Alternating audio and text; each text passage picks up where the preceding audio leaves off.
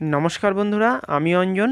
আপনারা দেখছেন মিশন চন্দ্রমল্লিকা 2024-2025 সিজনের একদম শেষ দিকের ভিডিও। বন্ধুরা, প্রত্যেকটি চন্দ্রমল্লিকা গাছ দেখুন সুন্দরভাবে ফুলে ভরে গেছে এবং কিছু ফুল একদম শেষের পথে। মোটামুটিভাবে 1 থেকে 1.5 মাস ধরে গাছগুলোতে ফুল রয়েছে, আর এই গাছগুলোতে ফুল এখনও ফুটে চলেছে। এগুলো একদম শেষ দিকের বসানো গাছ এবং পিঞ্চিংও একটি দেরি করে করেছিলাম, তাই জন্য এগুলোতে এখনও ফুল ফুটছে। গত বছর মোট 10টি ভ্যারাইটির চন্দ্রমল্লিকা আমার কাছে ছিল, পম্পন চন্দ্রমল্লিকা। এবছর আরও 7টি ভ্যারাইটি আমি নতুন অ্যাড করলাম। এই ভ্যারাইটিগুলো খুবই সুন্দর এবং গাছগুলো খুবই ঝোপালো হয়। বন্ধুরা, আপনারা জানেন এবছরের চন্দ্রমল্লিকা সিরিজ একটু দেরিতে শুরু হয়েছিল, তথাপি গাছে ফুল খুব বেশি যে খারাপ হয়েছে তা নয়। তবে আগামী বছরের চন্দ্রমল্লিকা মিশন আরও আগে থেকে শুরু করার একটা প্রচেষ্টা তো অবশ্যই থাকবে। সেই সাথে বন্ধুরা, আপনারা যারা চন্দ্রমল্লিকা প্রেমী আছেন, যারা চন্দ্রমল্লিকা গাছ করতে ভালোবাসেন এবং চন্দ্রমল্লিকা ফুল ভালোবাসেন, তারা যদি এই ধরনের ভ্যারাইটিগুলো সংগ্রহ করতে চান অবশ্যই আমার সঙ্গে যোগাযোগ করবেন। আমার হোয়াটসঅ্যাপ নাম্বার ডেসক্রিপশন বক্সে দেওয়া থাকবে। এপ্রিল এবং মে মাসে চারা রেডি হয়ে যাবে, সেই সময় থেকেই চারা আপনারা অনলাইনে কুরিয়ারেও পেয়ে যেতে পারেন এবং আমার কাছে সরাসরি এসেও সংগ্রহ করতে পারেন। তো বন্ধুরা, এই যে ফুলটি আপনারা দেখছেন, এটা খুবই সুন্দর একটা ফুল এবং গাছটাও কিন্তু খুব ভালো ঝোপালো হয়, অর্থাৎ খুব বুশি হয় এবং খুব কম যত্নেই কিন্তু গাছটা খুব ভালো বুশি হয়। যারা নতুন করতে চাইছেন তাদের জন্য এই গাছটি অত্যন্ত সুন্দর একটি গাছ, কারণ যারা নতুন আছেন অনেক সময় পিঞ্চিংয়ের ব্যাপারটা বোঝেন না বা ঠিকঠাক পিঞ্চিং করতে না পারলেও গাছটা কিন্তু খুব সুন্দর ঝোপালো হয়। আর এইটা হলো এই বছরের নতুন কালেকশান। এটা খুব সুন্দর, শোয়ের মাঠে এই গাছটি প্রায়শই দেখা যায় এবং এটা কিন্তু প্রাইজ আনার মতো একটি গাছ। এই গাছটিও কিন্তু এবছর একদম নতুন। আপনারা শোয়ের মাঠে এই গাছটি প্রচুর সংখ্যায় দেখেছেন।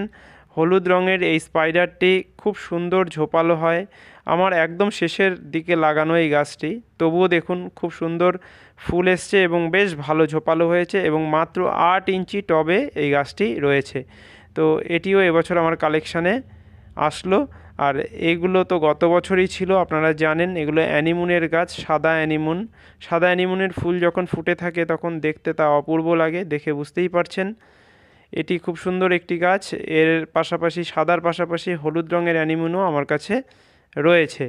চন্দ্রমল্লিকার প্রচুর ভ্যারাইটি রয়েছে, তবে সব ভ্যারাইটি যে সুন্দর বল শেপ নেবে এরকমটা নয়।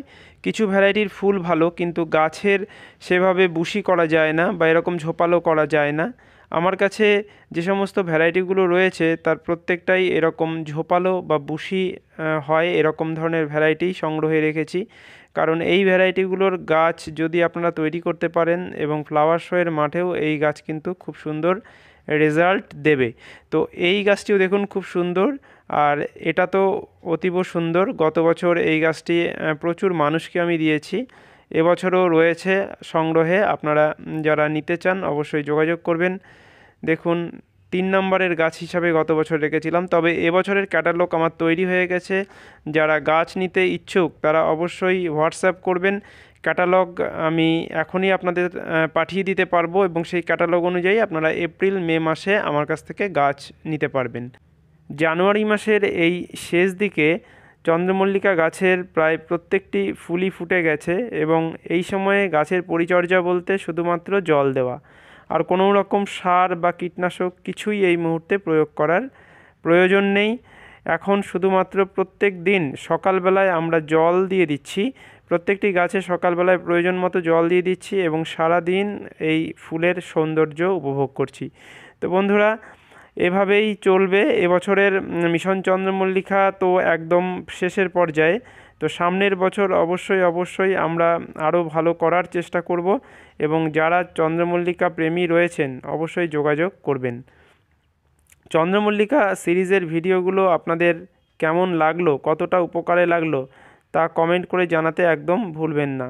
সামনের বছর সিন্ডার এবং মাটি উভয় প্রকার মিডিয়াতে চন্দ্রমল্লিকা কিভাবে আমরা বড় করে তুলব এবং কিভাবে এর পরিচর্যা করব, কিভাবে এই গাছ থেকে প্রচুর সংখ্যায় ফুল পাবো, সেই সমস্ত বিষয়ে আবারও ভিডিও আসতে চলেছে। আপনারা জানেন বিগত 2 বছর ধরে চন্দ্রমল্লিকার বিভিন্ন বিষয় নিয়ে, বিশেষ করে একটি ছোট্ট চারা গাছ আমরা কিভাবে ডাল কাটিংয়ের মাধ্যমে তৈরি করব, সেই গাছটিকে কিভাবে ফার্স্ট পটিং করব, ফার্স্ট পটিংয়ের মাটি কেমন হবে বা মিডিয়া কি হবে, পরবর্তীতে কিভাবে গাছকে ট্রান্সফার করব, সেকেন্ড পটিং করব, সেকেন্ড পটিংয়ের পরে আমাদের কিভাবে গাছের রিং পরাবো, পিঞ্চিং কিভাবে হবে এবং তারপরে ফাইনাল পটিং কি করে করব, এই সময় গাছে কী ধরনের সার প্রয়োগ করব, কী ধরনের কীটনাশক প্রয়োগ করব, এই রকম ছোটোখাটো বিভিন্ন ধরনের তথ্য নিয়ে গত 2 বছর ধরে